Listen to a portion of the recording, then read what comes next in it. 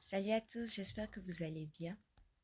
Alors dans la dernière vidéo, j'avais précisé que j'allais commencer à faire des vidéos plus sur les thèmes que je vois sur Luz de Maria. Aujourd'hui, en fait, je veux vous parler des 3 jours de ténèbres que j'ai vus chez plusieurs mystiques, notamment chez Luz de Maria, chez Marie-Julie, chez Anna Maria et chez Saint Padre Pie aussi. Et Marie-Julie a reçu cette prophétie-là depuis 1880 de la part de la Vierge Marie.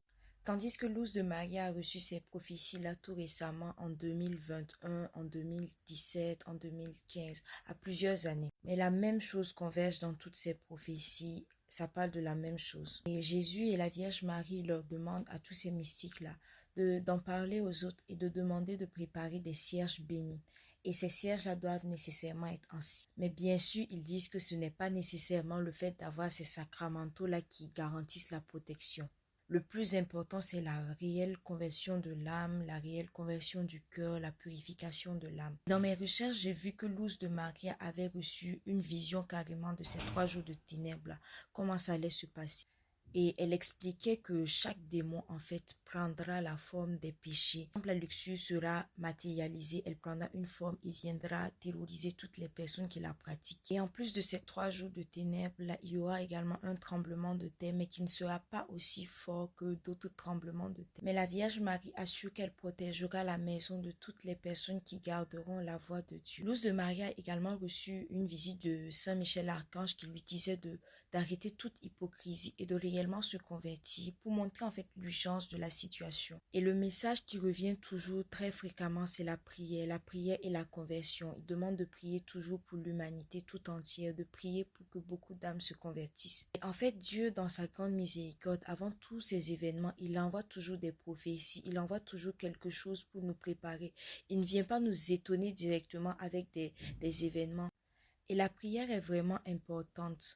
Pourquoi? Pourquoi tout le temps le ciel insiste sur la prière? Parce que la prière, c'est le moment où on rejoint Dieu, où on se met en sa présence. La prière, ce n'est pas juste s'asseoir, réciter des paroles et finir dire qu'on a prié, non. Mais c'est vraiment un moment de communication avec le ciel, un moment de communication avec notre Père.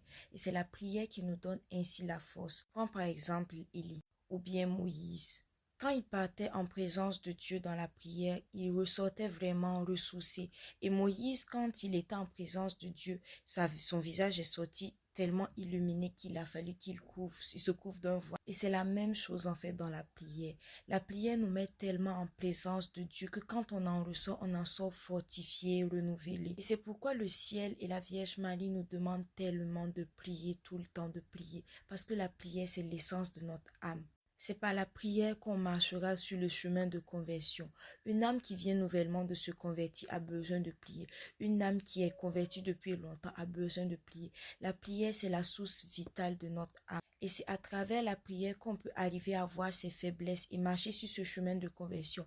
Et bien sûr, on n'est pas seul sur ce chemin-là. C'est Dieu qui nous guide, c'est l'Esprit Saint qui nous guide sur cette marche-là. Il faut juste qu'on ait le désir et la volonté. Et à partir de ce moment-là, c'est Dieu qui travaille en nous. Donc, je termine cette vidéo-là en demandant à Dieu de bénir chacun de nous qui nous accompagne sur ce chemin de prière, sur ce chemin de conversion. Que la Vierge Marie soit à la tête de toutes nos actions et qu'elle nous conduise bien sûr à Jésus. Et c'est lui qui achèvera de travailler en nous. Alors, au revoir.